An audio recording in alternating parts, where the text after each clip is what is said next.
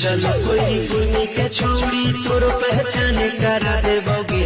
यहाँ चलो कोई कुर्मी के छोड़ी तोर पहचान करा देबोगे।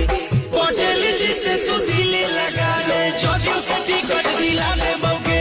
माधव जी से तू दिल लगा ले, जदयू से टिकट दिला देबोगे। यहाँ चलो कोई कुर्मी के छोड़ी तोर पहचान करा देबोगे। यहाँ चलो कोई कुर्मी के छोड़ी तोर पहचान करा देबोगे। आगे मंडल जी से तू दिल लगा ले, जदयू से टिकट दिला देबोगे। धानु के जी से तू दिल लगा ले, जदयू से टिकट दिला